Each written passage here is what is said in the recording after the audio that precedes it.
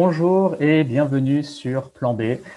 Nous avions reçu lors de l'émission précédente Anne Trombini de l'Association pour une agriculture du vivant.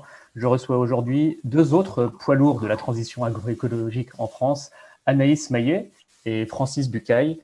Bonjour Anaïs et Francis. Bonjour. Vous travaillez tous deux au sein de la société Gaiago, en plus d'autres activités dont vous allez nous parler. Société qui a beaucoup de succès, et c'est rare que je dise ça, mais enfin une entreprise où je me dis, plus celle-ci fait de la croissance, mieux c'est pour tout le monde. Parfois je me dis, au mieux cette entreprise peut limiter la casse, mais vous, je me dis, franchement, je vous souhaite tout le succès. Vous allez parler de ce que vous faites. On va évidemment parler de transition agroécologique, du vent d'espoir qui souffle de plus en plus dans le monde de l'agronomie, de la biologie et de l'agriculture. On est tous concernés, il s'agit de ce qu'on mange et on parle ici potentiellement d'une révolution agricole comme il y en a rarement, voire une découverte scientifique du siècle autour de la symbiose mycorhizienne et son potentiel pour nous nourrir durablement et nous adapter au changement climatique. Vous allez parler de votre définition de la transition agroécologique et comment vous la voyez, chacun de vous deux. Vous allez présenter l'activité de Gaiago et les produits et services que vous rendez au monde agricole. Le retour d'expérience des acteurs que vous accompagnez, à la fois les distributeurs de vos produits et puis les producteurs, bien sûr, sur le terrain. On va un petit peu parler politique avec les changements réglementaires que vous encourageriez pour accélérer la transition agroécologique. Et puis, on conclura sur votre vision de l'adaptation de l'agriculture au changement climatique et en quoi la transition agroécologique permet cette adaptation. Voilà, c'est un sujet qui nous concerne tous, évidemment, lorsqu'on est agriculteur, agronome ou biologiste, mais aussi qu'on soit consommateur, électeur ou simple curieux qui s'intéresse intellectuellement à ces sujets-là. Je vous laisse peut-être vous présenter d'abord, Anaïs, votre parcours et ce qui vous a amené à travailler dans votre domaine. Merci beaucoup pour cette introduction. Alors, moi, j'ai toujours voulu travailler dans l'environnement et le climat. Donc, j'ai une formation d'ingénieur initialement, spécialisée en économie de l'environnement. Et dès mes études, il était évident que j'allais travailler dans le climat. Donc, j'ai commencé par une thèse en économie agricole à l'INRAE sur la volatilité des cours des marchés de céréales, à une époque où les marchés étaient assez volatiles. Avant de commencer à travailler dans le public pour le ministère de l'écologie, où j'ai fait un poste d'abord pour la négociation des objectifs européens sur le climat, donc juste après la COP21, là où on avait décidé au niveau mondial de limiter le réchauffement climatique à 2 degrés. Et ensuite, un second poste sur comment est-ce qu'on met ces politiques en œuvre au niveau local et au niveau départemental, en l'occurrence en Bretagne. Et c'est à ce moment-là que j'ai voulu changer de parcours complètement, enfin pas complètement, mais de pouvoir faire des choses plus concrètes que ce que je pouvais faire du point de vue du législateur et dans la fonction publique. Et que je me suis aussi rendu compte que pour moi, l'agriculture et l'alimentation, c'était des secteurs clés pour agir contre le climat.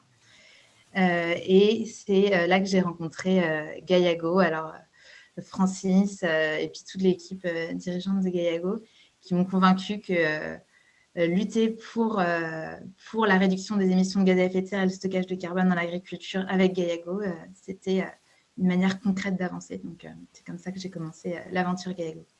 Très bien. Francis ? Donc, mon nom, Francis Bucaille.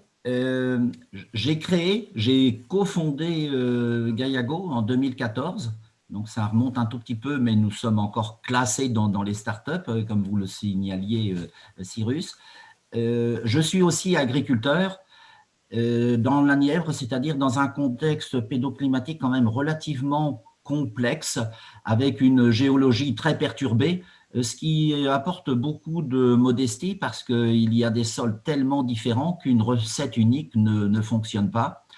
Et ce qui m'a emmené à me tourner de plus en plus vers l'écologie, c'est le fait aussi que à travers une autre casquette que j'avais et que j'ai toujours, qui est celle de consultant en agronomie, m'a emmené dans des contrées vraiment très différentes, aussi bien le Danemark, la Finlande, le Maroc, le Sénégal, mais aussi le Canada, les États-Unis, l'Amérique du Sud, avec des contextes pédoclimatiques tellement différents, mais finalement avec des points communs. C'est-à-dire qu'à chaque fois, on observe des baisses de taux de matière organique, des sols de plus en plus compactés, de la salinisation, des plantes qui sont de moins en moins résilientes, et puis des insectes ou des maladies parasitaires qui sont de plus en plus agressives, et puis finalement ce qu'on appelle des nouvelles maladies.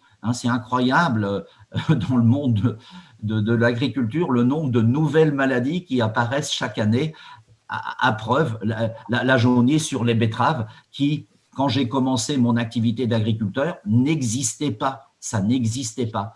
Et c'est là aussi l'une de mes réflexions qui m'a emmené finalement à créer cette société Gaillago, c'est que sur l'exploitation familiale, nous avions bien évidemment bénéficié des aides et des incitations à produire de plus en plus. Donc, on a commencé à utiliser dans les années 70 les premiers désherbants très efficaces, les premiers fongicides, avec une promesse qui était celle-ci, c'est-à-dire que, et c'était un postulat, on s'aperçoit aujourd'hui que c'était un postulat, à savoir, plus vous intensifierez, plus il y aura de restitution de matière organique au sol.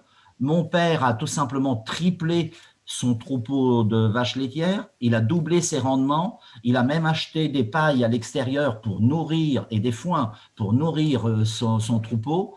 Et au bout de 30 ans de ce régime-là, eh bien, les taux de matière organique n'avaient pas augmenté, ils ont baissé. Et c'était là la contradiction qui venait démentir absolument tous les postulats posés par la recherche, par le développement, par toute la communication qui était faite à l'époque. Et évidemment, ça a été une rupture dans ma pensée, en tout cas, en se disant, il y a forcément quelque chose qui ne colle plus. Il y a certainement des anonymes dans le sol qui ne remplissent plus leurs fonctions. On les a oubliés. Eh bien, il faut jeter un regard dessus. Donc ça a été, oui, absolument le choc, le déclencheur, le catalyseur de ma réflexion qui m'a tourné vers l'agroécologie. Très bien. Justement, parlons-en de votre définition à l'un et à l'autre de l'agroécologie, c'est un terme vaste.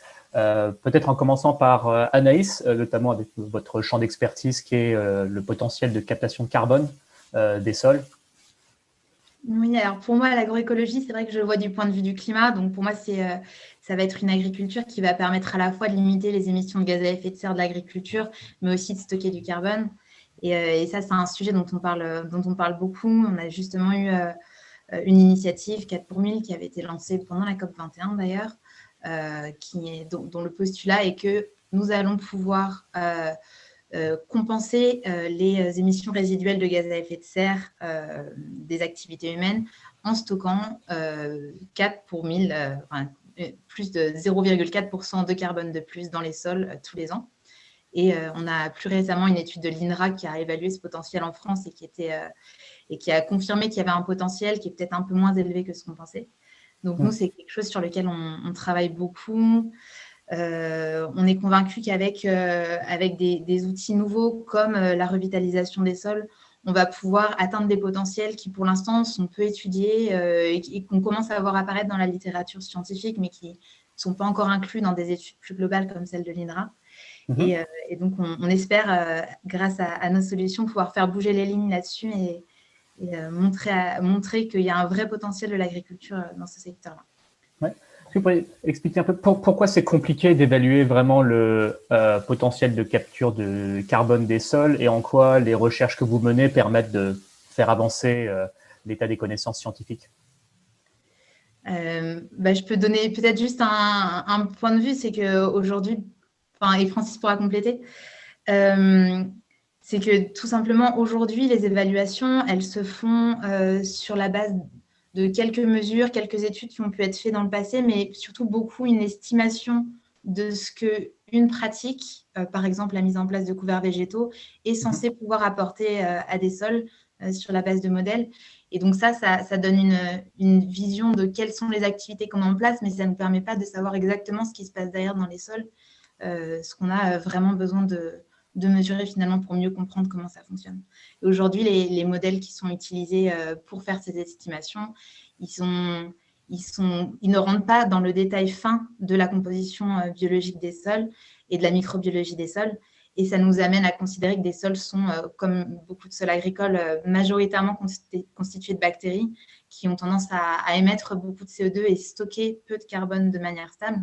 Alors qu'en réalité, si on va pouvoir agir sur cette composition microbiologique du sol, alors on va pouvoir peut-être favoriser des champignons qui, eux, pourront stocker plus de carbone. Et ça, on a aujourd'hui encore du mal à le représenter dans la manière dont on fait ces calculs. Et nous, justement, on va avancer là-dessus. En espérant ne pas faire d'erreur aussi, je crois comprendre qu'il y a certaines limites méthodologiques. Certaines études se concentrent sur les 12 premiers centimètres du sol, par exemple, sans forcément comprendre ce qui peut s'y passer encore plus en profondeur, et les impacts de telle ou telle pratique, par exemple le semi-direct, seulement sur les faibles profondeurs. Oui, Francis, je peux te laisser continuer, mais c'est vrai que c'est un gros sujet chez nous et justement, on a envie de faire bouger les lignes là-dessus aussi. Parce qu'on est convaincus, et d'ailleurs, cette étude d'Arvalis l'a confirmé, que regarder juste les horizons superficiels ne nous permettent pas de comprendre toute la dynamique de stockage carbone et surtout pas sur l'intégralité du sol. D'accord. Ça confirme qu'on est dans un champ scientifique absolument passionnant et vaste et qu'on est encore loin de comprendre toute la complexité de la vie du sol, au-delà du carbone, parce qu'on va pas faire toute l'interview sur le carbone, mais que c'est on va dire, des perspectives très excitantes aussi en termes de découverte scientifique et évidemment les impacts que ça peut avoir sur l'humanité. Francis, je vous laisse vous développer votre vision de la transition agroécologique. Oui, tout en complétant la réponse d'Anaïs, absolument, il y a de telles variables dans l'évolution possible du stockage du carbone. Je vais juste compléter ce sujet-là. Il y a effectivement la microbiologie, il y a la nature des matériaux qui sont restitués. Je prends juste un exemple. Le rapport C sur N, le rapport carbone sur azote, est celui qui définit le mieux, on va dire, dans sa caractéristique physico-chimique, un matériau qui est restitué. Mais quand on y réfléchit bien, du sucre pur, celui qu'on met dans notre café, que vous êtes en train de boire le matin, et puis c'est du Yano qui est beaucoup plus écologiquement vertueux que le café. C'est du Yano, mais il m'arrive de boire du café. Je vous laisse. Félicitations. Ont le même ratio C sur N de 1000. Et on conçoit et on comprend immédiatement, malgré tout, que ce sont des matériaux très différents. Entre le bâtonnet de bois qui sert à mélanger et le sucre qu'on met dedans, il n'y a pas la même solubilité, on ne va pas alimenter la même microbiologie. Et pourtant, ça contient aussi peu de protéines, aussi peu d'azote et beaucoup plus de carbone. Donc là, c'est une variable. Et c'est ce qui me fait dire, justement, pour ma définition de l'agroécologie, que c'est vraiment une science. C'est-à-dire que ce n'est pas une opinion, ce n'est pas du militantisme, c'est réellement de la science. Et ça s'appuie sur des lois physiques, sur des lois chimiques, sur des lois biologiques qu'on ne peut évidemment pas transgresser, quel que soit le type d'agriculture que l'on va pratiquer. Ça implique donc, bien évidemment, de prendre en compte quelques éléments qui sont cruciaux pour l'installation et l'évolution d'une agriculture durable, d'une agroécologie. Et on ne peut pas faire l'économie de regarder ne serait-ce que le contenu, la teneur en éléments minéraux essentiels. Je vais en prendre juste un, le molybdène. Si nous n'avons pas suffisamment de molybdène, même les pratiques les plus vertueuses qui consistent à dire mettez des légumineuses, on capte l'azote automatiquement, etc., je mets du fumier. Non, on peut avoir une carence en molybdène et à ce moment-là, cette catalyse de la fixation symbiotique de l'azote ne se fera pas.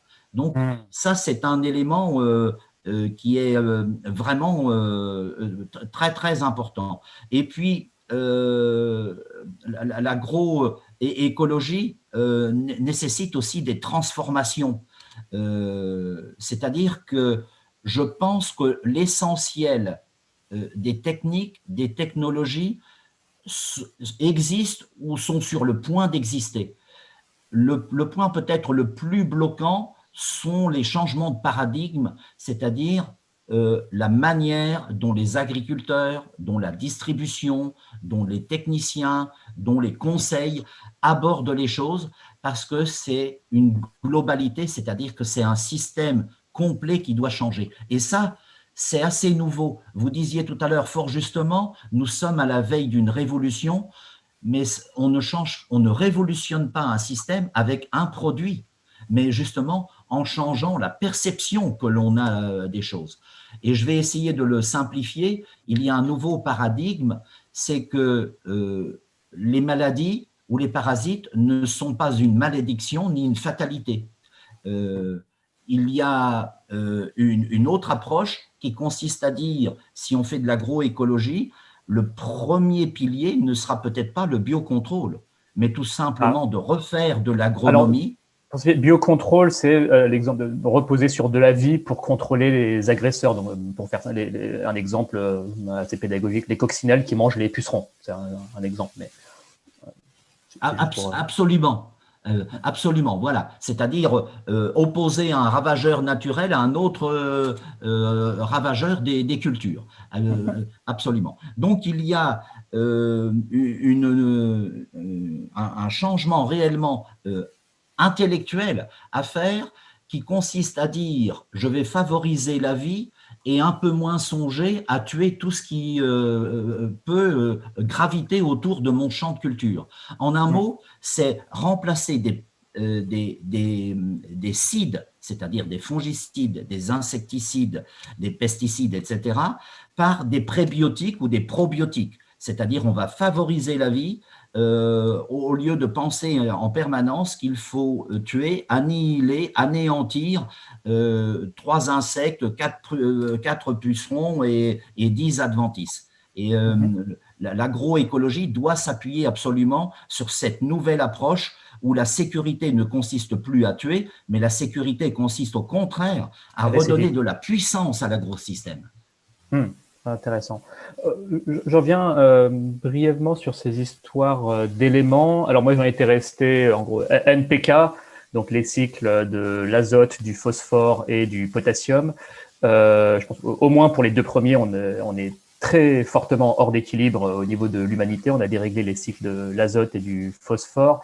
Vous dites que c'est loin d'être aussi simple, puisque rien que si on introduit d'autres éléments absolument essentiels comme le molybdène, ça vient encore plus complexifier la chose et nécessiter des recherches pour voir comment faire reboucler tous ces cycles de manière durable, si j'ai bien compris. Oui, absolument. Absolument. La vie ne se base pas, ne va pas prospérer sur juste 3 éléments. D'ailleurs, d'un point de vue sémantique, il y a eu on va dire une erreur et puis quelque chose qui était vraiment très trompeur en appelant le NPK des engrais complets. Par définition, ils étaient vraiment très incomplets. Ils contenaient 3 éléments, certes majeurs, mais la quantité n'a rien à voir avec l'indispensabilité. On sait qu'il y a au moins 20 ou 25 autres oligo-éléments qui jouent un rôle énorme, important au niveau de la vie, au niveau des plantes. Et encore tout récemment, on considère seulement ce dont les plantes ont besoin. On sait par exemple que certains oligo-éléments ne sont pas absolument indispensables. Le sélénium, je vais en prendre aussi un autre exemple très précis, qui n'est pas absolument indispensable pour les plantes. Par contre, si on veut faire de la sélénométhionine, c'est-à-dire un acide aminé vraiment très important pour la santé des animaux et des humains, il faut qu'il y ait du sélénium dans les sols. Donc, absolument, un équilibre et une fertilisation complète doit aller bien au-delà du N, du P et du K. Et encore une fois, ce n'est pas parce qu'on met du fumier ou des couverts végétaux que l'on peut s'affranchir de l'absence totale de l'un de ces éléments-là qui reste essentiel. C'est vraiment la base de la production d'une nourriture de qualité. Peut-être si on poursuit et conclut sur ce tour d'horizon des recherches prioritaires en matière de transition agroécologique. La symbiose mycorhizienne, donc en essayant de l'expliquer dans mes mots, la symbiose entre le champignon et les plantes, donc 90% des plantes dépendant de champignons pour pouvoir pousser, en opérant une symbiose entre les hyphes, donc des espèces de filaments des champignons, et les racines des plantes, le champignon permettant à la plante de significativement étendre son réseau racinaire et donc sa zone de captation d'eau et de nutriments. Donc, moi, en tant que néophyte, je me dis, bon, ça a l'air d'être un principe, ou du moins qui date d'une bonne quarantaine d'années. Naïvement, je me dis, bah, tiens, pourquoi juste on ne cultive pas du champignon pour booster la croissance des plantes? Donc, où en est un peu la recherche scientifique sur ce potentiel qui est là vraiment révolutionnaire et qui nourrit de plus en plus d'espoir pour pouvoir réduire de manière drastique les intrants. Alors effectivement, c'est une révolution. J'ajouterais quand même que c'est une révolution qui est vieille de plusieurs millions d'années. C'est-à-dire que les plantes les utilisaient à l'insu de l'homme. Donc c'est quand même le premier point qu'il faut souligner. Ce sont effectivement des collaborateurs pour les plantes d'une efficacité redoutable. Ils sont capables d'alimenter, comme vous le disiez fort justement, spécialement en eau et en phosphore. On va dire ce sont les deux gros éléments, les deux gros piliers sur lesquels les mycorhizes ont un impact très important. Pour le phosphore, c'est essentiel parce que le phosphore est un élément qui ne se déplace pas dans le sol.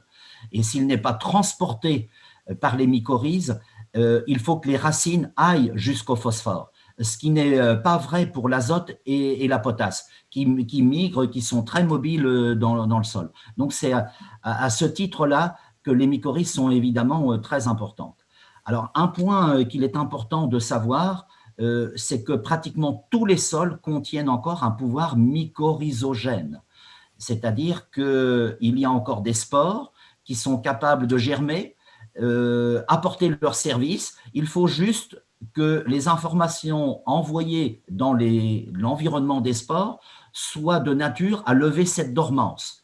Ça, c'est le premier point. C'est la raison pour laquelle il faut quand même revenir à quelques fondamentaux en matière d'agronomie. Il faut suffisamment d'oxygène, il faut un redox favorable. Et le deuxième sujet, c'est qu'il faut justement piloter la fertilisation en fonction justement des exigences des mycorhizes. Il y a une règle en matière de vivant, je dirais même en matière de chimie, c'est que si l'on fournit le produit final d'une réaction, la réaction s'arrête. Un feu, une combustion produit du gaz carbonique et de la vapeur d'eau. Comment fait-on pour éteindre un feu? On met de la neige carbonique ou on arrose avec de l'eau. Si on veut que le processus de mobilisation du phosphore, de solubilisation et de transport du phosphore se fasse, il ne faut pas apporter du phosphore en quantité trop importante, sinon le processus de mycorhization va s'arrêter. Et la plante a des mécanismes vraiment très astucieux et très efficaces finalement pour piloter cette mycorhization ou pas. Elle libère elle-même, dans le cadre d'un environnement qui serait moyen ou pauvre en phosphore, elle libère des molécules à très faible poids moléculaire, des hormones, on appelle ça des strigolactones, qui vont guider, qui vont piloter les hyphes mycéliens juste après leur germination. Et si ces hyphes mycéliens ne trouvent pas une source d'hydrate de carbone, de sucre, dans les 48 heures qui suivent leur germination, à ce moment-là, la petite graine qu'est le spore va être complètement épuisée, ça meurt et il n'y a pas de mycorhization. Donc, on voit que c'est à la fois une révolution, mais qui doit s'intégrer réellement dans une réflexion agronomique complète. D'accord. Il y a encore des expérimentations pour comprendre mieux ces phénomènes et de plus en plus de recherches investies sur le terrain pour voir comment ça pourrait marcher à plus grande échelle. Chouette. Nous avons montré qu'on pouvait générer justement l'apparition des mycorhizes, la mycorhisation, en très peu de temps. On l'a observé en 2 mois et avec des expérimentations que nous avons opérées avec une île à Salle-Beauvais, on a vu ces phénomènes-là apparaître en seulement 2 mois. C'est-à-dire que c'est quelque chose de très court. Hein. La légende selon laquelle les sols sont morts, il faut absolument la combattre. Hein. Ils sont égratignés, ils sont meurtris, mais ils ne sont certainement pas morts, ils ne demandent qu'à vivre. Oui, je pense oui, c'était peut-être une façon de parler de Claude Bourguignon ou une exagération, mais oui, effectivement. Vous avez parlé de prébiotiques et de probiotiques. Je pense qu'on est au cœur de l'activité de Gaillago. Anaïs, est-ce que vous pouvez peut-être nous décrire l'activité de Gaillago? Alors déjà, pour donner quelques chiffres, au dernier pointage, il me semble, vous étiez 5 ou 10 salariés il y a un an et demi, et aujourd'hui plus d'une 50aine. Oui, je pense que c'est ça. On doit s'approcher de la 50aine aujourd'hui. D'accord. Félicitations. Pour une fois qu'un phénomène exponentiel est favorable à l'humanité. Non, mais bravo, félicitations. Et ça va évidemment se poursuivre, je l'espère. Voilà, quels sont les produits que vous fabriquez? Est-ce que vous pouvez peut-être expliquer que sont des prébiotiques et des probiotiques? À quoi ils servent dans le processus agricole, et aussi les services que vous rendez dans une approche agronomique globale. Oui. Donc, chez Gaillago, déjà, peut-être pour remettre les choses dans le contexte, notre vision, c'est l'homme est vivant quand la Terre est vivante. Et puis, finalement, ce qu'on fait, c'est offrir des produits et des services pour permettre le changement de paradigme dont Francis nous parlait à l'instant, pour remettre les sols au cœur de l'agriculture avec des bénéfices agronomiques, économiques ou environnementaux. Donc, l'idée, c'est d'avoir la notion globale de l'approche globale des écosystèmes et avec des solutions pour tous les types d'agriculture. Donc, effectivement, on a un certain nombre de produits que l'on propose qui peuvent être des probiotiques ou des prébiotiques. La différence entre les deux, c'est un prébiotique, ça va être un probiotique plus exactement, ça va être des organismes vivants qui vont avoir une fonction pour les sols ou pour la plante. Alors qu'un prébiotique, ce n'est pas composé d'organismes vivants, mais ça va apporter de quoi nourrir ces organismes vivants et leur permettre de se développer. Et donc, notre gamme socle, elle est composée de plusieurs produits autour du sol. Donc, on va avoir des produits de revitalisation des sols et de stockage de carbone, dont on a parlé tout à l'heure. On a des produits pour les semences, c'est pour améliorer la qualité de la germination des semences. On a également des probiotiques ici pour l'activité de la rhizosphère, donc pour fixer l'azote, pour aider à solubiliser d'autres éléments comme le phosphore et le potassium. Et aussi ici aussi des prébiotiques pour la phylosphère, donc le fonctionnement physiologique de la partie de la plante qui se situe au-dessus du sol. Et tous ces éléments, donc nos produits contiennent des éléments naturels qui sont disponibles en grande quantité sur la planète. Et ce qu'on fait, c'est qu'on crée des cocktails à base d'acides organiques, d'oligo-éléments ou d'extraits de plantes, dont les fonctions sont connues précisément. Par contre, on ne peut pas dévoiler notre recette parce que c'est un secret de fabrication. Mais Francis pourra en parler, mais c'est des produits qui sont le fruit de plusieurs années de recherche par des agriculteurs et des agronomes, et dont l'efficacité scientifique a été prouvée en conditions réelles. Le néophyte que je suis vous écoute et se dit, ce sont des engrais, finalement, vos produits, ou alors en quoi ça se distingue d'engrais organiques ou de synthèse classiques? Alors, je veux dire, la plus grosse différence, c'est qu'ils n'ont pas pour prétention d'apporter des éléments en quantité suffisante pour nourrir les plantes. C'est-à-dire que s'il y a réellement besoin d'azote, de phosphore, de potasse, de cuivre, de zinc, de fer, de manganèse, les quantités contenues ne sont absolument pas suffisantes. Par contre, on peut les regarder et les envisager réellement comme des catalyseurs de la vie, c'est-à-dire qu'ils vont, sur un plan fonctionnel, démarrer des processus qui vont ensuite s'entretenir. Je m'explique, je donne un exemple à partir du produit destiné au traitement des semences. On sait que quand une semence est en train de germer, et la semence elle-même d'ailleurs n'est pas stérile, mais quand elle est en train de germer, il y a une microbiologie qui s'installe immédiatement auprès du germe naissant. C'est ce qu'on appelle la spermosphère, ce n'est encore pas la rhizosphère. Et quand on installe dès les premiers instants de la vie un microbiote, un holobionte, donc un ensemble de micro-organismes autour de ce germe naissant, à ce moment-là, il va se propager et se reproduire pendant toute la vie de la plante. Donc, on a un pouvoir très, très important par ces effets qui sont prolongés tout au long de la vie de la plante. Alors, évidemment, on comprend immédiatement que les fonctionnalités qui sont réveillées n'ont rien à voir avec la nutrition proprement dite. Voilà la principale différence qu'il peut y avoir entre des engrais et les produits que nous mettons sur le marché. Et évidemment, détail important, nous considérons que les engrais et les amendements sont absolument indispensables. On ne peut pas produire en quantité et en qualité et donc exporter sans à un moment donné restituer ce qui a quitté le champ. Ça, personne ne peut et ne sait faire. Oui, bien sûr. De toute façon, pour que le système fonctionne, alors le plus possible en bio, faut de toute façon marier les cultures avec de l'élevage. Enfin, voilà, on revient à la polyculture, élevage de jadis, quelque part.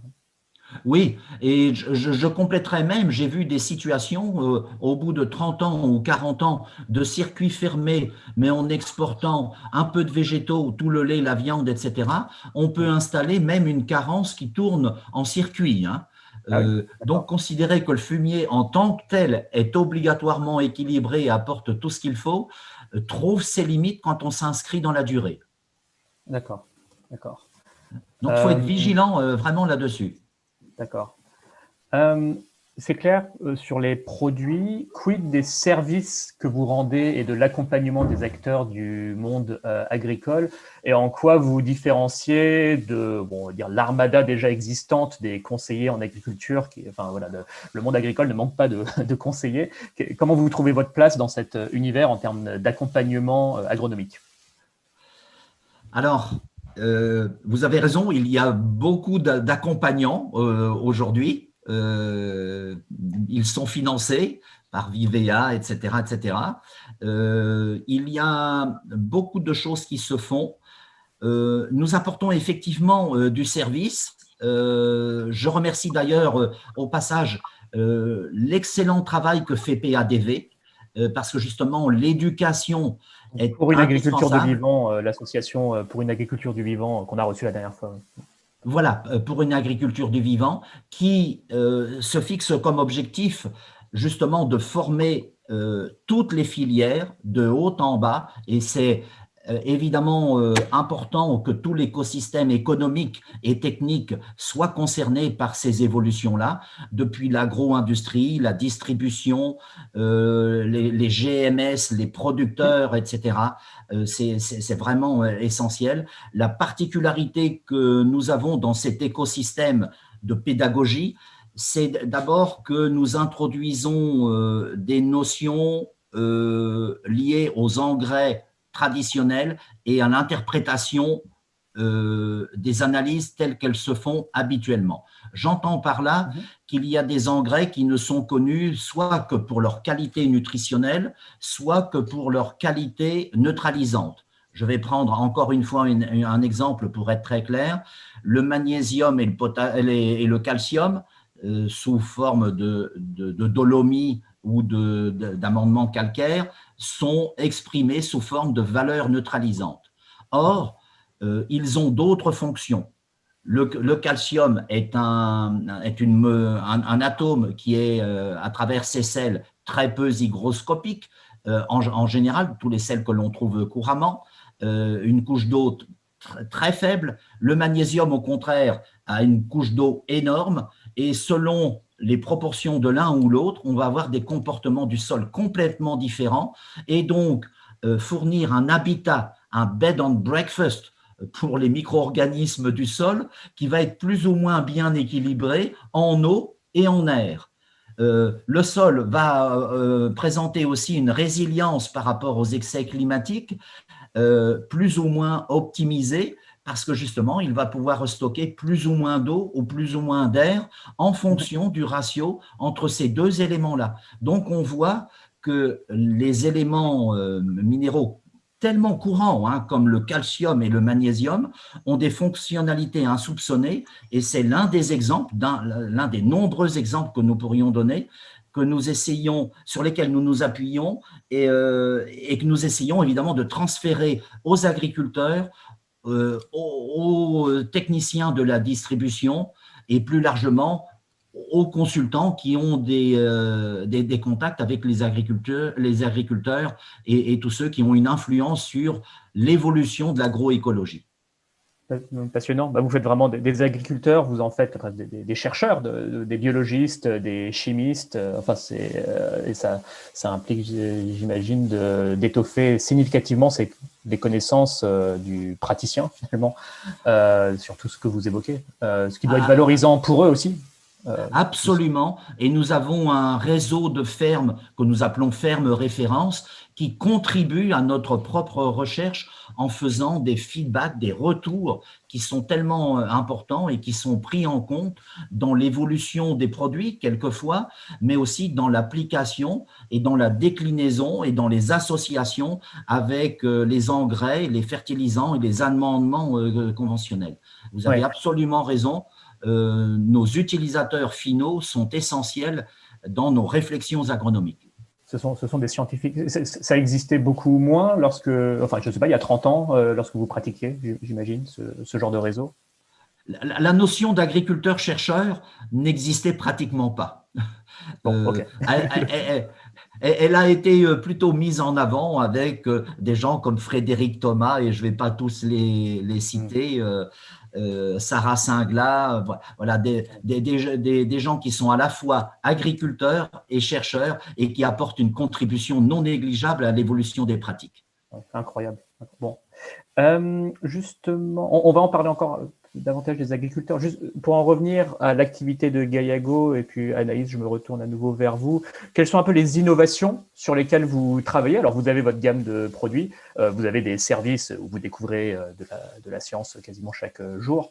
Où est-ce que vous voyez votre activité dans, disons, 5 ans, et quels sont les développements en termes de recherche sur lesquels vous travaillez? Alors, je peux parler peut-être sur la partie qui me concerne le plus, c'est-à-dire les aspects stockage de carbone dans les sols et climat, où on sent qu'il y a une vraie demande du côté à la fois des distributeurs avec lesquels on travaille, aussi des agriculteurs.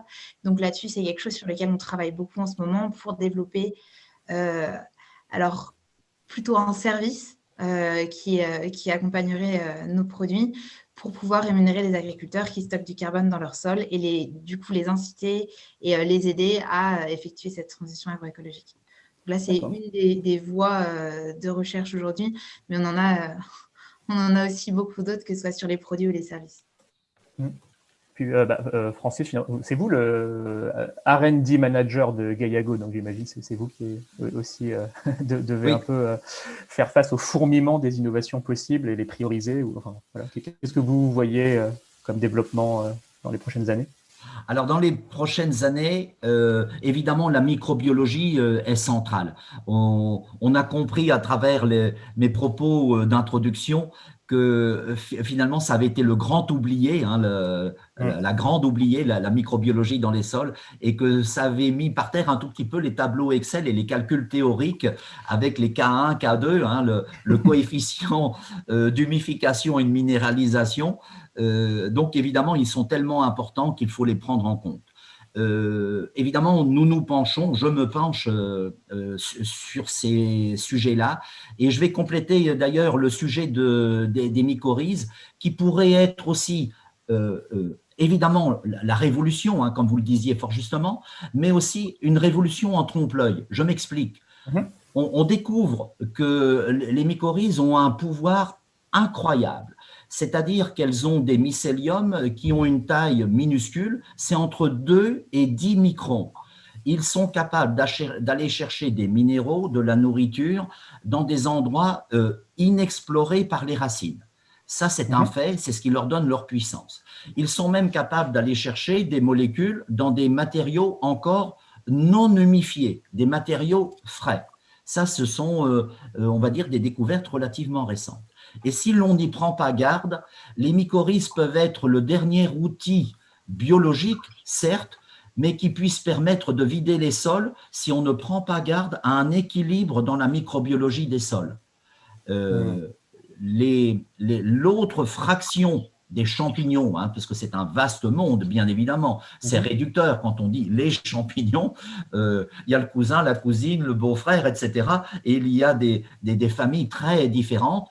Je vais parler d'une autre famille qui sont les basidiomycètes. Donc, en termes plus communs, ce sont les champignons à chapeau. Ce sont eux qui sont capables, au contraire, d'améliorer le K1, l'humification, et de faire en sorte qu'on va stocker.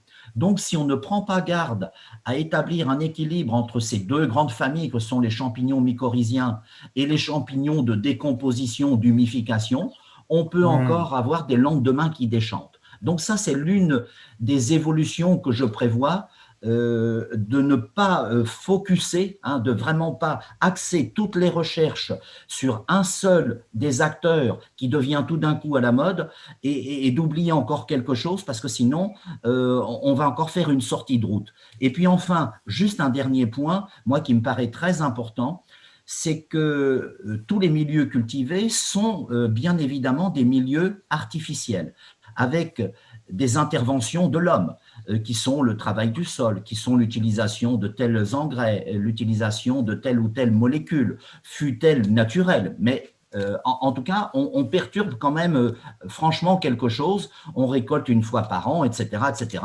On prend pour l'homme ce qui nous intéresse, les graines, l'huile, etc. On restitue la paille, c'est bien suffisant pour le sol. Mais dans tout cela, c'est une espèce d'immense puzzle qui change en permanence. C'est-à-dire que la volonté de Gaillago, c'est de faire évoluer les produits, celui dont on parlait tout à l'heure, qui est le Nutrigeo, en fonction de l'évolution de l'agriculture. Parce que le meilleur produit des années 1970 n'est pas forcément le meilleur produit des années 2020 et ne sera peut-être pas le meilleur produit des années 2040 ou 2050 parce que les pratiques auront changé et qu'il faut fabriquer la pièce de puzzle qui s'insérera dans l'agriculture de demain. Quand on passe du labour au semi-direct, etc., ça change complètement les besoins, les mécanismes, les fonctionnalités qu'il faut réveiller. Donc ça, c'est un souci permanent que nous avons chez Gaillago. C'est très important, Okay. ce sujet-là.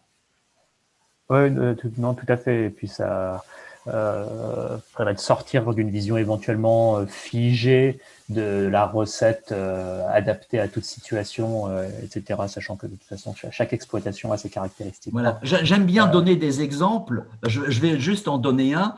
Aujourd'hui, je fais avec le contexte du glyphosate que l'on retrouve dans tous les sols.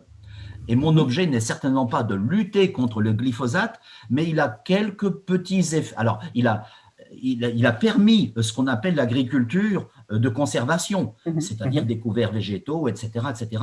La double culture dans beaucoup de pays, c'est vraiment une molécule qui a apporté tellement à l'évolution de l'agriculture. Mais le glyphosate… Qui permet en gros de se passer du labour mécanique, quoi. Donc en remplaçant en quelque sorte un labour mécanique par un labour chimique parce qu'il faut bien se débarrasser des mauvaises herbes. Voilà. Absolument, absolument. Donc évidemment, c'est une contribution majeure à l'évolution de l'agriculture, positivement, j'entends, hein. Mais malgré tout, il a quelques petits défauts. On sait par exemple qu'il peut gêner la mycorhisation. Vous voyez ? Bon, moi, ce que j'ai essayé de construire à travers le Nutrigeo, c'est de faire un produit qui neutralise les effets négatifs d'une molécule qui est tellement importante. Si dans 10 ans, dans 15 ans ou de 20 ans, il n'y a plus, ou 5 ans, c'est un sujet tellement politique, il n'y a plus de glyphosate, cette fonctionnalité-là que j'ai mise dans le Nutrigeo n'est plus utile. Mon produit évoluera. C'est la manière dont je conçois la R&D, hein, la recherche et développement. On doit s'adapter au contexte qu'il y a autour de nous. Bon, si on interdit le glyphosate, enfin surtout à brève échéance, enfin on tue toute l'agriculture de conservation des sols. Je vois pas comment. Enfin alors que ça a quand même ses avantages. Ce sera très, très, très difficile, hein. Et encore une fois, je ne veux pas que mes propos soient mal interprétés. Je ne suis pas en train de militer justement pour cette option politique-là. J'avais entendu un chiffre de votre collègue Charles Vaury, oulala, je ne saurais même plus dire si c'est 50 millilitres ou 50 centilitres par hectare de glyphosate qui suffit à lutter contre les... enfin bref, des doses raisonnables par hectare qui suffisent sans provoquer trop de... Enfin voilà, c'est une question de dosage plus que... et d'éviter les dosages excessifs plus que d'interdire totalement, non? Enfin... Absolument. On a, on va dire, des techniques d'application qui permettent d'en mettre seulement un quart ou un demi-litre à l'hectare et d'obtenir le résultat espéré. Et quand on le fait, je dirais, une fois par an, cette opération-là, et quelquefois même une fois tous les 2 ans, réellement, là, on n'a plus d'incidence sur la microbiologie telle que je le décrivais. Les mécanismes que je décrivais sont plutôt dans des pays qui ne sont pas les nôtres, où il y a des semences Roundup Ready, c'est-à-dire qui sont faites pour résister à ce désherbant total, et où on atteint des doses de 4 litres, de 8 litres, voire de 10 litres par an par hectare. Et évidemment, on imagine tout de suite qu'entre un demi-litre et 5 litres, dans un ratio de 1 à 10, et les effets négatifs ne sont pas du tout les mêmes. Donc, on peut cohabiter et faire de l'agriculture régénérative vraiment sans aucun problème en cohabitant avec ces molécules, en sortant de tout débat idéologique, justement. Oui. Les doses excessives, c'est par manque de connaissances, c'est parce que les conditions locales font qu'ils n'ont pas le choix, un peu des deux?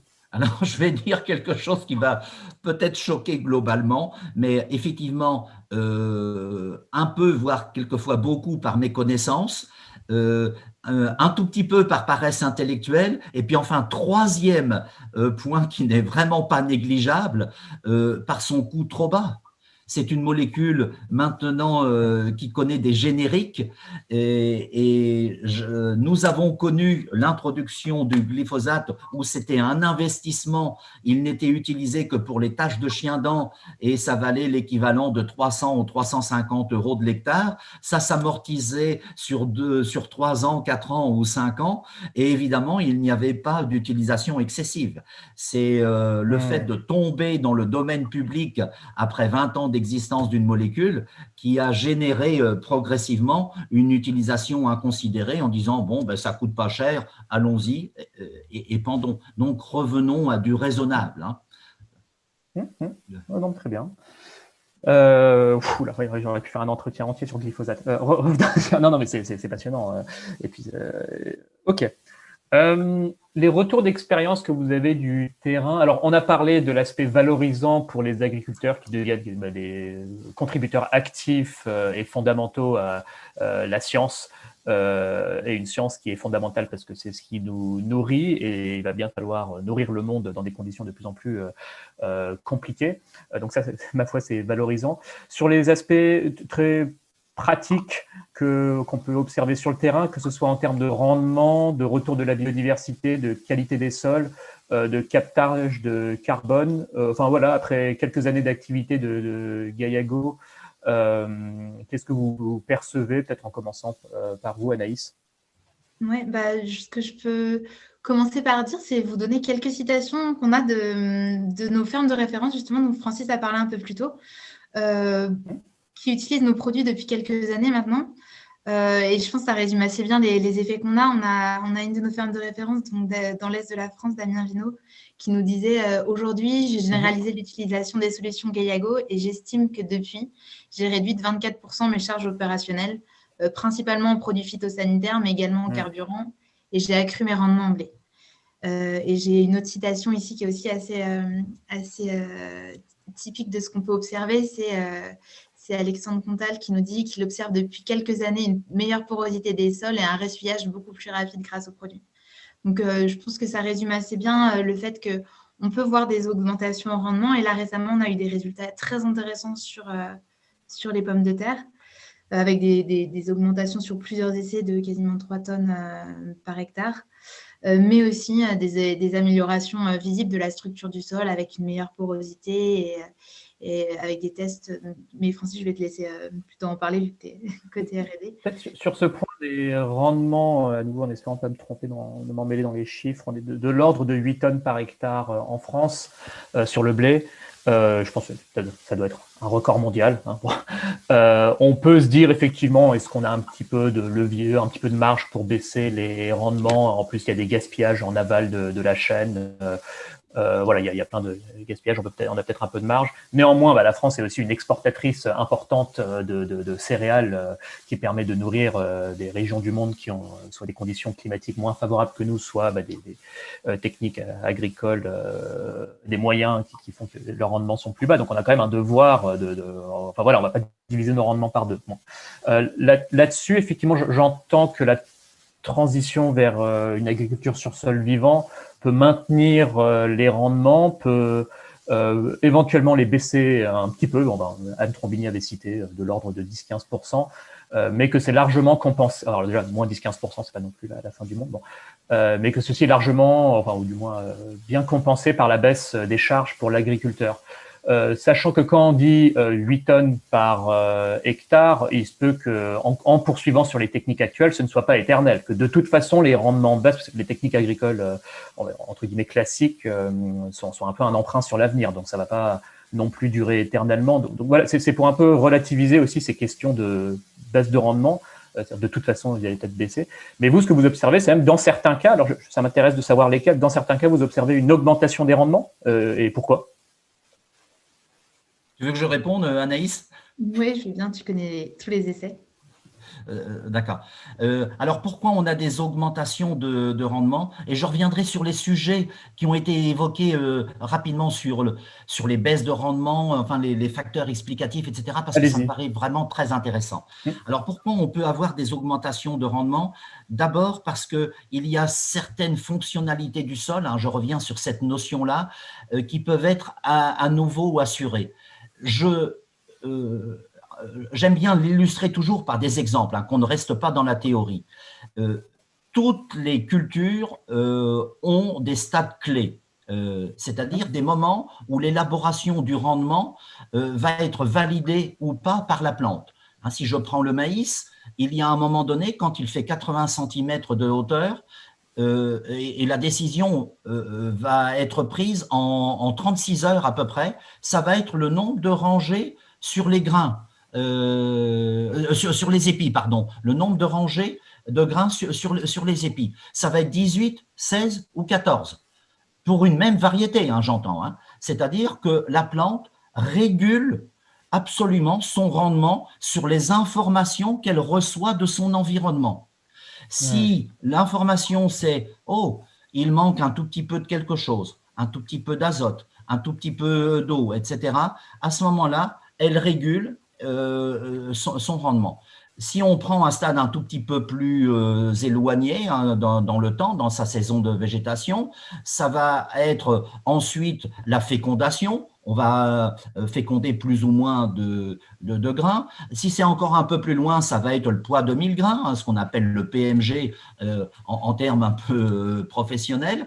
Et évidemment, quand il y a une assistance par le sol, par la microbiologie, qui est changé par les mécanismes que je décrivais précédemment, quelques catalyseurs, on réveille quelques micro-organismes, on réveille quelques mycorhizes. À ce moment-là, la plante prend la décision de caler son potentiel de rendement sur un niveau légèrement supérieur. Hein, c'est réellement la manière dont ça se passe. Chaque fois que nous regardons les composantes, hein, ce qu'on appelle les composantes du rendement, c'est-à-dire est-ce que c'est le nombre de grains, est-ce que c'est le nombre de pieds, est-ce que c'est le nombre de tubercules, de pommes de terre, etc. On s'aperçoit que c'est toujours sur l'un de ces facteurs-là que nous avons pu agir. Hein, si c'est la pomme de terre, c'est le nombre de tubercules et l'homogénéité des tubercules. Il n'y en a pas qui ont connu une involution. Hein. Quand la pomme de terre fait 1 cm de diamètre, si jamais il y a une information négative qui est reçue par le plant de pomme de terre, il y a comme un avortement et c'est terminé, et la pomme de terre ne grossira pas. Donc, on arrive à chaque stress un tout petit peu important, imposé par le sol ou par le climat, on arrive à persuader, entre guillemets, la plante qu'elle peut y aller et qu'elle peut upgrader, maintenir à un niveau supérieur son rendement et que ça ira jusqu'au bout. Donc, voilà l'idée. Et puis, je refais juste un retour en arrière sur les baisses de rendement qui sont tout à fait exactes quand on est en transition, c'est-à-dire quand on passe du labour au semi-direct. Et ça, c'est le conseil que nous apportons, nous, Gaillago, c'est réellement de prendre conscience qu'on pose comme postulat que l'activité biologique va se substituer au travail mécanique. Et il y a des sols dans lesquels c'est une opération, une réalité, mais qui peut prendre 2 ans, 3 ans, 5 ans avant d'être effective. Et il y a des sols qui sont particulièrement fragiles parce qu'il n'y a que 2 éléments dans un sol qui permettent une restructuration spontanée en lieu et place du labour conventionnel tel qu'on le connaît. C'est un élément qui est purement physique, c'est-à-dire c'est la quantité d'argile, les argiles qui se gonflent et qui se rétractent et qui donc font des fissures et qui se restructurent automatiquement tout seuls. Ça existe. Et à ce moment-là, le passage est très facile du labour au semi-direct parce qu'on a la chance d'avoir justement cette restructuration automatique, simplement par l'alternance de pluie et de sécheresse. Et puis, il y a des sols où ce sont les vers de terre à titre principal qui le font, et malheureusement, il y a des sols où il n'y a jamais eu de vers de terre profond, il n'y en aura jamais. Ce sont ceux, entre autres, qui contiennent des proportions trop importantes en sable siliceux. Vous savez, celui qui gratte et finalement qui est très agressif pour l'intestin, puisque le ver de terre, ce n'est qu'un intestin. Il faut le voir comme ça. Donc, quand on n'a ni l'un ni l'autre, et on a quand même des situations agronomiques très fréquentes qui se trouvent, évidemment, là, on peut avoir des baisses de rendement parce que le postulat posé en amont ne se vérifie pas. D'accord. Voilà, pour éclairer un tout petit peu ces notions de potentiel d'augmentation de rendement ou bien on va dire de petites déceptions, mais en général, qui n'empêchent pas les agriculteurs de continuer dans leur progression.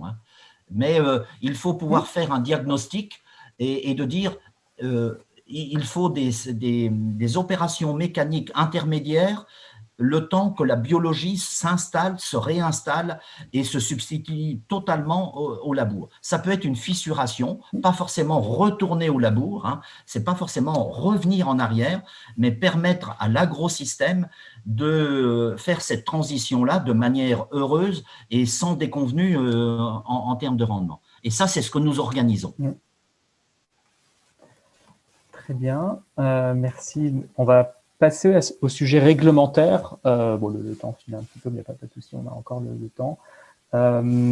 Oui, question, peut-être Anaïs, les sujets que vous voyez, alors soit à échelle européenne, soit à échelle nationale, qui pourraient être nécessaires à vos yeux pour simplement accélérer la transition agroécologique dont nous parlons.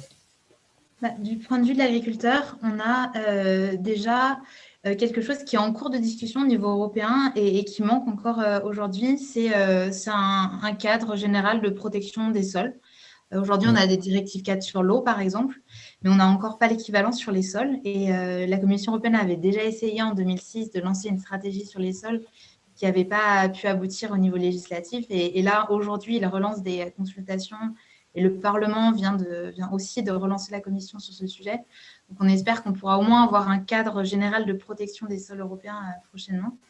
Et puis, au-delà de ce cadre de protection, il y a des outils de financement. Donc, on connaît tous les outils de financement à travers la PAC, qui est quand même en Europe extrêmement important et qui se décline au niveau des États membres par des aides concrètes, et notamment sur le verdissement des activités agricoles.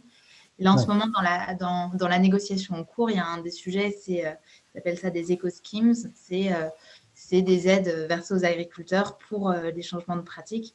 Donc ça, c'est quelque chose sur lequel nous aussi, on a aussi beaucoup d'attentes au sens où les éco-schemes et les aides apportées seront à la discrétion des États membres et pourront toucher beaucoup de sujets, et notamment la protection des sols et le stockage de carbone dans les sols. Donc ça, c'est des choses assez importantes qui sont en cours de discussion au niveau européen. On sent que c'est vraiment un champ de réflexion très, très, très d'actualité. Et en France, on a le même genre de discussion sur comment inciter les agriculteurs à transitionner vers des pratiques plus durables. Et un des outils qui a été proposé il y a maintenant quelques années, c'était le label bas carbone. Donc, pour aider les agriculteurs à adopter des pratiques plus respectueuses qui, en tout cas, limitent leurs émissions de gaz à effet de serre ou permettent de stocker plus de carbone. Et aujourd'hui, ce label, il a grossi. On attend la sortie d'une méthode qui s'appliquera à tout ce qui est grande culture, donc qui pourra avoir un impact très important.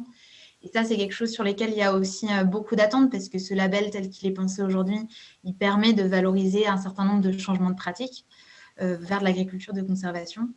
Mais il n'intègre pas aussi aujourd'hui tout ce qui peut être solutions innovantes comme les solutions de Gaillago, un peu pour les mêmes raisons qu'on a évoquées avant, qui sont qu'on a beaucoup de mal aujourd'hui à connaître le potentiel de stockage de carbone dans les sols. Donc, les solutions comme les nôtres sont mal estimées dans ce genre de dispositif, et c'est des choses sur lesquelles on travaille et qu'on veut faire évoluer. Le label est visible pour qui? C'est pas le consommateur encore? Non, alors en fait, c'est vraiment un label qui va certifier qu'une exploitation a réduit ses émissions ou stocké plus de carbone. Et cette certification, elle va plutôt servir à une entreprise privée qui va vouloir financer ce projet. Donc, ça va être une entreprise qui a envie d'aller vers de la neutralité carbone en général, ou en tout cas qui a envie d'essayer de réduire ses émissions, et qui arrive un peu au bout du processus de réduction de ses émissions indirectes, et qui a besoin d'aller compenser les émissions résiduelles en achetant l'équivalent de crédit carbone. Ici, ce n'est pas des vrais crédits carbone, ils achètent, ils financent un projet labellisé. Mais c'est la même. D'accord. Et donc, c'est une vraie source de financement qui est très importante, qui est déjà très importante en France, qui grandit, dont on espère qu'un jour, elle pourra aussi être reliée à… Parce que là, on reste sur du volontaire, c'est une entreprise qui paye volontairement l'agriculteur. Mais à moyen terme, on peut imaginer que ce soit relié à des marchés réglementaires où le financement vienne d'entreprises qui ont l'obligation réglementaire de financer ce genre de projet. Ce qui apporterait aussi des solutions beaucoup plus importantes pour le financement des agriculteurs. Très bien. Francis, est-ce que vous voulez compléter sur d'autres incitations potentielles des agriculteurs pour aller vers de nouvelles pratiques? Alors, évidemment, c'était déjà assez complet. Je vais juste ajouter un ou deux éléments, moi, qui me paraissent importants. C'est que pour que les agriculteurs soient incités, bien évidemment, à recourir à des pratiques plus vertueuses, ils ont besoin aussi de produits qui ont une efficacité, bien évidemment. La difficulté pour des entreprises comme la nôtre, mais pas seulement la nôtre, c'est aussi de mettre sur le marché des produits dont les allégations vont un tout petit peu au-delà de la biostimulation ou de l'activité en tant que conditionneur de sol. Je veux parler du biocontrôle, c'est-à-dire la capacité à maîtriser des ravageurs ou des parasites. Et dans ce cas-là, la porte d'entrée est vraiment très étroite, coûteuse et longue. Donc, cela veut dire que les intentions politiques sont tout à fait louables, mais dans le même temps, la réglementation n'a pas évolué, n'a pas bougé et impose des contraintes d'homologation, d'essais, de certification, etc., qui sont tellement lourdes que beaucoup de produits efficaces ne parviennent pas jusqu'à l'utilisateur, jusqu'à l'exploitation agricole. Donc ça, c'est le premier point. Et le deuxième point, nous aurions réellement besoin d'une homogénéité au niveau européen, qu'il y ait une harmonisation un peu plus complète, parce qu'il y a bien sûr des reconnaissances mutuelles, mais on s'aperçoit dans la pratique que les reconnaissances mutuelles ne sont pas absolument automatiques et à chaque fois que nous voulons entrer sur un autre pays, eh bien, il peut y avoir des difficultés, des retards. Et les retards, c'est en semaines, en mois et quelquefois en années qu'elles se calculent. Donc, le ralentissement de la transition écologique est aussi dû à ces problématiques réglementaires, pas seulement à la recherche et pas seulement à l'efficacité des produits. Super. On va conclure sur les questions d'adaptation au changement climatique, dont la transition agroécologique est une clé de voûte. Alors déjà, pour atténuer le dérèglement climatique par en contribuant à la capture du CO2 déjà émis dans l'air, pardon, la capture de nos excès de CO2 émis dans l'air, et puis la contribution de cette transition à l'adaptation à un climat qui de toute façon va continuer de dériver, avec de bonnes chances qu'on dépasse les plus 2 degrés par rapport à l'ère pré-industrielle. Je fais une synthèse de ma compréhension, mais surtout vous, Francis, vous parlez d'éléments dont j'étais loin d'avoir connaissance. Mais ce qu'on peut dire, c'est qu'une meilleure porosité et infiltrabilité du sol, notamment, mais pas que, notamment grâce aux vers de terre anéciques qui creusent des galeries et qui permettent à l'eau de s'infiltrer davantage, confère au sol une meilleure résilience face aux événements climatiques extrêmes, donc inondation en absorbant davantage l'eau, et puis sécheresse en ayant stocké l'eau et en la libérant. Il y a aussi, me semble-t-il, grâce à la couverture permanente des sols, par des cultures intercalaires, donc entre la récolte et le prochain semis, qui permettent de maintenir une couverture qui protège davantage les sols, j'imagine, face à des chaleurs importantes. Qu'est-ce qu'on peut dire d'autre en termes d'adaptation au changement climatique? On peut imaginer plein de choses aussi, une meilleure résistance face aux parasites et aux invasions de parasites qui risquent de devenir plus fréquents avec le réchauffement. Voilà ce qui me vient un peu en tête pêle-mêle, mais ce que vous voulez, voilà. Vous allez évidemment compléter, Francis, vous avez une bien meilleure connaissance que moi. Alors, c'est parfait. Je vais juste compléter par quelques aspects quelquefois méconnus ou sous-estimés. En ce qui concerne le stockage du carbone, bien évidemment, il y a cet effet de retrait de tout ce carbone de l'atmosphère. Ce qui est stocké dans le sol n'est pas dans l'atmosphère, c'est mathématique, ça fait vase communicant. Le sol, on le sait, est le plus gros réservoir de carbone, donc évidemment… c'est pas l'océan, pardon, c'est pas pour être présomptueux, mais, enfin, j'aurais cru que c'était l'océan, mais oui. Pardon. Sauf erreur de ma part, au-delà de l'océan, absolument. Ah, d'accord. Okay. Au-delà de l'océan. Et puis, il y a quelques aspects méconnus parce que quand on dit qu'on stocke du carbone dans le sol, il faut bien comprendre que c'est sous forme d'humus. Et l'humus, ce sont des molécules très complexes, je dis bien des molécules, dont on ne connaît encore pas toute la richesse. Mais ça a 2 impacts directs sur la résilience des plantes, sur la résilience des cultures et puis sur leur capacité finalement à affronter les changements climatiques avec des épisodes de plus en plus sévères. À travers ces 2 mécanismes-là, premièrement, c'est sur l'efficacité de l'utilisation de l'eau, l'efficacité de l'eau consommée par la plante. Parce qu'il faut toujours intégrer le fait que l'humus stocké, c'est du concentré de végétal, de matière organique vivante. Et donc, quand il y a une minéralisation, les molécules, les éléments minéraux qui sont libérés le sont dans les proportions à peu près idéales requises par le vivant. En termes très concrets, cela veut dire que dans la solution du sol, la plante y trouve exactement ce dont elle a besoin dans les proportions qui lui convient quand il y a de la matière organique, de l'humus en quantité importante. Et ça a une conséquence directe. Je l'ai travaillé aux États-Unis, en Californie, etc., parce qu'ils ont besoin d'eau aussi, ils ont besoin de l'économiser. C'est que si une plante manque d'un élément, elle veut, alors ça peut être un oligo-élément, un élément majeur, etc.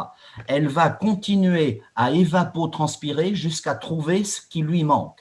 Et on ne va même pas observer une carence, c'est simplement qu'au lieu de consommer seulement, par exemple, 250 litres d'eau pour faire 1 kilo de matière sèche, elle va peut-être en consommer 300 ou 350 ou 400. Ça peut monter jusqu'à 700 ou 800 litres d'eau par kilo de matière sèche accumulée, le temps qu'elle trouve les atomes, les éléments dont elle a besoin pour rester dans la marge, dans l'espace physiologique qui lui convient. Donc ça, c'est l'un des premiers éléments qui est très souvent sous-estimé.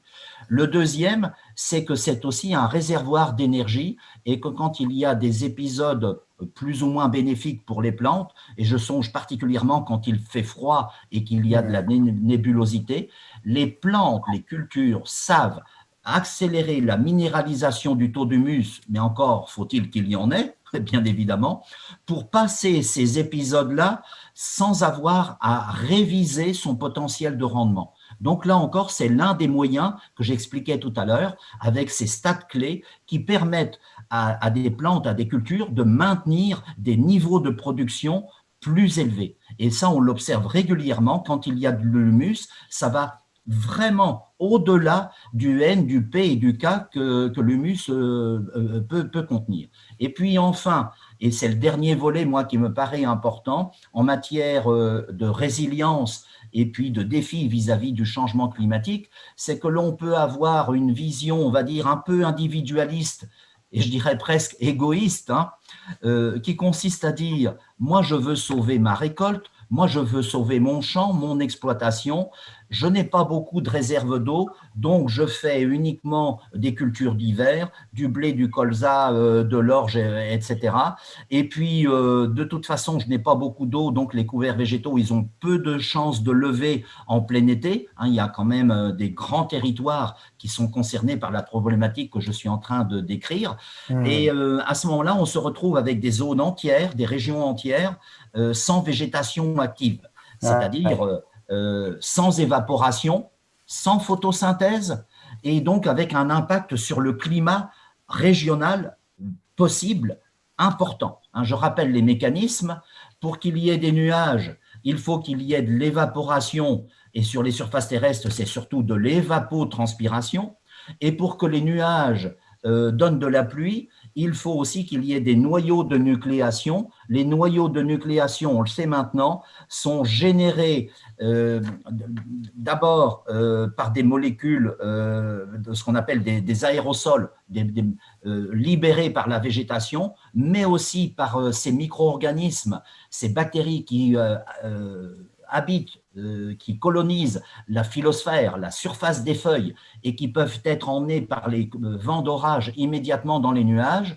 Ils servent de noyau de nucléation, les micro-gouttelettes s'accumulent autour, et une fois que la taille critique est atteinte, eh bien la pluie est provoquée. Donc si on a un raisonnement beaucoup plus collectif, il faut se dire qu'au niveau régional, au niveau continental, et je dirais même au niveau mondial, que l'on reproduit ce que le climax nous a montré, c'est-à-dire sous nos régions tempérées, d'avoir de la végétation en juillet, août, septembre, c'est indispensable, et à ce titre-là, des plantes comme le maïs, fut-il irrigué, la betterave, le soja, le tournesol, la luzerne, sont des plantes d'une utilité incroyable pour que les agrosystèmes non seulement s'adaptent, mais contribuent au ralentissement du réchauffement climatique.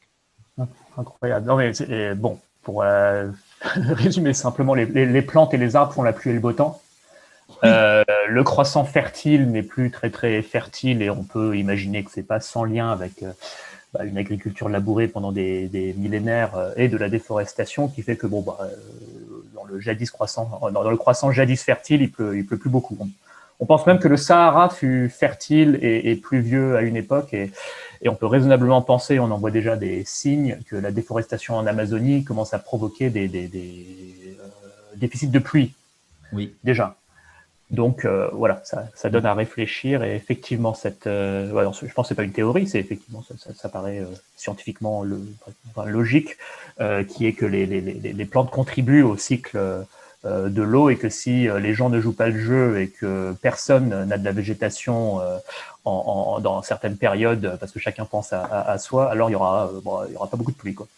Ce qui exacerbe encore davantage les effets du changement climatique, du coup. Si j'ai bien compris, Francis. Oui, absolument. Pas faire d'erreur, oui. quand l'eau est en quantité relativement limitée, la ressource en eau est limitée, il faut vraiment se poser la question, qu'est-ce que je vais en faire? Comment vais-je pouvoir l'utiliser au mieux, à la fois pour moi, agriculteur, mais aussi pour nous, collectivement, dans une région, dans un bassin. Et j'ajouterais même quelque chose. Il faut réfléchir aux fonctionnalités qui ont disparu à cause de la déforestation. Quand on met en culture, cela veut dire qu'on substitue à des arbres qui ont des enracinements profonds, qui peuvent être de 20, 25, 30, 40 mètres de profondeur et qui vont chercher de l'eau. Est-ce donc tant une hérésie que de faire un puits, d'aller chercher l'eau que l'arbre ne peut plus aller chercher puisqu'il n'est plus là, et d'arroser un maïs? Il faut vraiment se poser la question, parce que moi je considère que d'un point de vue moral, éthique, on permet à un écosystème de vivre encore parce qu'on a enlevé une fonctionnalité et on est en train de s'y substituer pour qu'on puisse continuer à entretenir une végétation estivale. Si on va puiser dans des aquifères qui sont fossilisés et sans renouvellement, le raisonnement n'est pas le même, bien évidemment. Là, je dis non, il y a grossière erreur. Mais quand il s'agit d'aller chercher de l'eau ou de faire des retenues d'eau pour justement permettre à des écosystèmes de survivre et de restaurer toutes ces fonctionnalités-là, là oui, c'est une œuvre humaine, c'est une œuvre agroécologique et qui contribue à lutter contre le réchauffement climatique.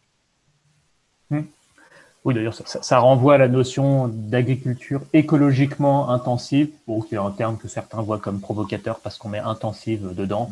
Alors après, est-ce que c'est une bonne idée de faire de l'agriculture non intensive dans des endroits qui déforestent pour faire de l'agriculture extensive? On peut se poser la question.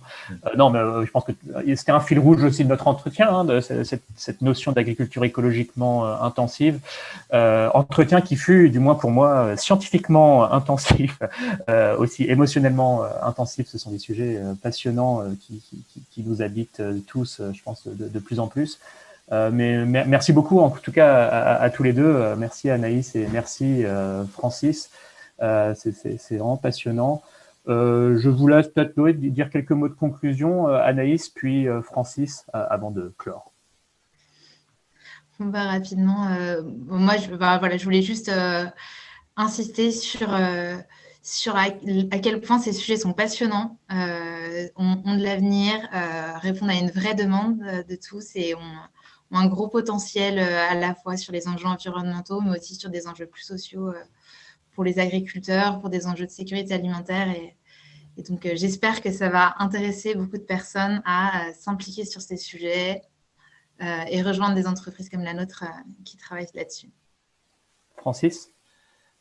Mais je vais conclure en disant que, bien évidemment, c'est un lieu commun, c'est un sujet capital, mais un sujet tellement capital qu'il ne souffre pas de dogmatisme.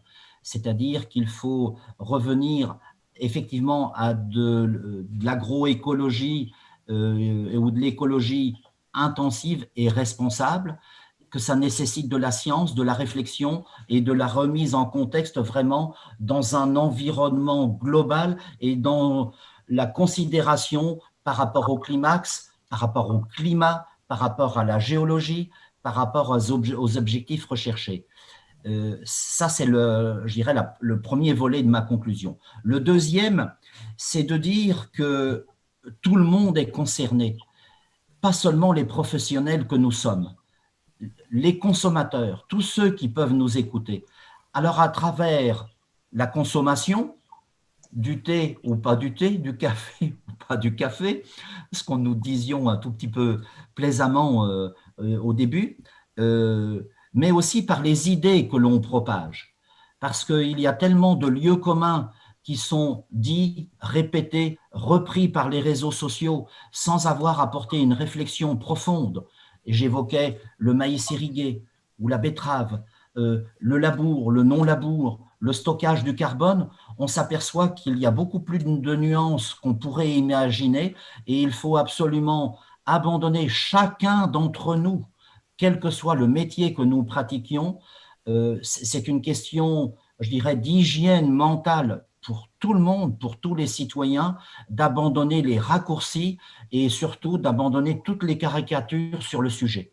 Donc, merci à tous pour cela. Non, mais merci. Oui, non, mais en plus, à chaque fois que j'ai cru trouver une, entre guillemets, cause, ouais, le bio, et puis bah, plus récemment, l'élevage à l'herbe, et c'est bon, je me fais recadrer par des gens. Attention, attention, l'élevage à l'herbe, bah, y a des coproduits, par exemple, de l'orge, qui sont très bons pour les animaux, et s'ils ne les mangent pas, bah, personne ne les valorise. Donc, même là, quand on pense avoir trouvé, entre guillemets, un dogme, on voit que c'est pas si simple, mais du coup, ça pousse encore plus chacun bah, déjà à être humble, à se remettre en question et à essayer d'en savoir davantage, tout simplement. Merci beaucoup à tous les deux, c'était passionnant et je vous dis, j'espère, à bientôt sous d'autres auspices. Oui. Merci Cyrus, merci pour l'entretien. Merci beaucoup. Bonne journée.